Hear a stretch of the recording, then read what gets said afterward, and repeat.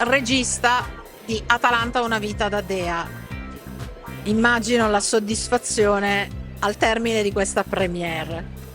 Credo che una cosa che siamo detti sempre in cabina di montaggio, ma anche durante le riprese, è pensiamo all'anteprima e a quanto saremo soddisfatti quella sera di farlo vedere, e non è solo questa sera, ma sarà da lunedì 14 quando si era nelle sale, perché poi il bello di fare un lavoro come questo è il duro lavoro per portare a casa un'ora e mezza. Chi fa questo lavoro, che sia televisione, cinema, sa che per fare un piccolo pezzettino c'è un lavoro incredibile prima, però è anche bello, io lo dico sempre anche con gli altri collaboratori, con chi collabora assieme a noi,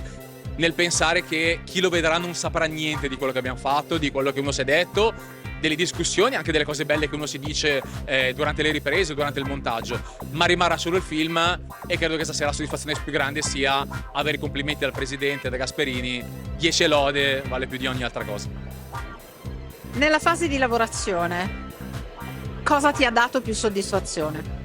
Ma prima rivedevo la serata di Dublino e pensavo che ero in penultima fila col computer quella sera, perché dovevo mandare, non so se qualche immagine veloce così, perché avevamo già l'idea di fare il film, e la soddisfazione più grande è sempre quello di pensare, credo che sia il sogno di chiunque voglia fare questo lavoro, di pensare a una cosa piccola nella propria cameretta, diciamo così, e arrivare poi in una sala IMAX come questa sera, vedere su un grandissimo schermo e vedere 400 persone che sono lì incollate allo schermo e stanno seguendo quello che tu hai pensato, hai scritto, hai diretto, e quella è la soddisfazione più grande. Sala IMAX, ma poi c'erano anche la sala 13 e 14 qui dell'UCI Cinemas, dove c'erano i dipendenti, altri sponsor, altri amici, altri partner, insomma, perché è stata veramente una serata di festa per questa Atalanta che sta vivendo questa vita da dea, e ovviamente adesso sarete nelle sale cinematografiche dal 14 al 20 di aprile. Noi siamo qui a Orio, e che ringrazio ovviamente Orio Center, UCI Cinemas, e ho visto una cosa bellissima, mi ha fatto emozionare, che in una settimana ci saranno 52 proiezioni solo qui a Orio, a UCI. Pensare che poi questo film non vada solo a Bergamo, ovviamente nei cinema della città, nei cinema di provincia, ma che vada in tutta Italia, e che riusciamo a raccontare appunto dalla nostra, noi diciamo piccola provincia, ma non ci sentiamo piccoli per niente, visto che abbiamo 1 milione di abitanti in tutta la provincia, in tutta Italia, e speriamo anche oltre, perché comunque il lavoro che faranno i distributori sarà anche quello di portare in Europa il film, in tutto il mondo. È la soddisfazione più grande, perché poi alla fine, quando Stromberg dice il nome Atalanta, grazie a questi calciatori, al presidente, a tutta la società, finalmente è stato messo sulla mappa dell'Europa, è anche vero che un pezzettino piccolissimo di storia riusciamo a farla anche noi col cinema, riuscendo a portare la storia Atalanta in tutta Italia in 1 ora e 40 di film, che spero siano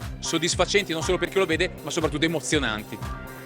Una squadra che ha fatto del gioco di squadra la sua forza, e ovviamente c'è una squadra che è quella che tu hai gestito, hai diretto, hai coordinato, che ha lavorato, ha giocato insieme per produrre questo docufilm.